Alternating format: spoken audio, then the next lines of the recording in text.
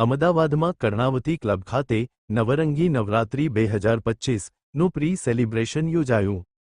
અમદાવાદમાં નૃત્ય, સંગીત અને સંસ્કૃતિના સૌથી મોટા ઉત્સવમાંથી એક નવરંગી નવરાત્રી 2025 આ વર્ષે કર્ણાવતી ક્લબ અને રિસોર્ટ મુલસાણા ખાતે 22 સપ્ટેમ્બરથી 1 ઓક્ટોબર સુધી ભવ્ય રીતે યોજાશે।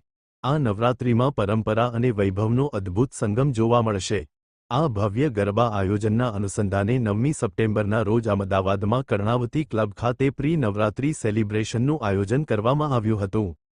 આ ગરબા ઉત્સવમાં આત્મીય સંગીત, સાંસ્કૃતિક વાતાવરણ અને આધુનિક સુવિધાઓ સાથે ગુજરાતીઓ માટે એક અનોખો સાંસ્કૃતિક અનુભવ લાવવામાં આવશે। લીગસી બિહાઇન્ડ ધ લાઇટ્સ ની ભાવના સાથે આ મહોત્સવ વૈશ્વિક ઉજવણીની ઝલકને ગુજરાતી મૂળ સુધી લઈ આવે છે। Report by Ashwin Limbachiya, Ahmedabad. एक माताजी ने पर्व उजवવાની એક તહેવાર છે।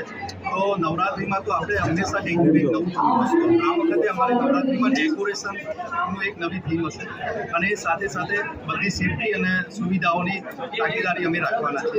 એટલે જેમ પહેલાં કેતનભાઈએ કીધેલું એ રીતે જ કે અમે ત્યાં એમ્બ્યુલન્સ સ્ટેન્ડ બાય એમ્બ્યુલન્સ હશે, ફાયર બ્રિગેડની સુવિધા હશે, બાઉન્સર્સ અને સિક્યોરિટી સુવિધા છે।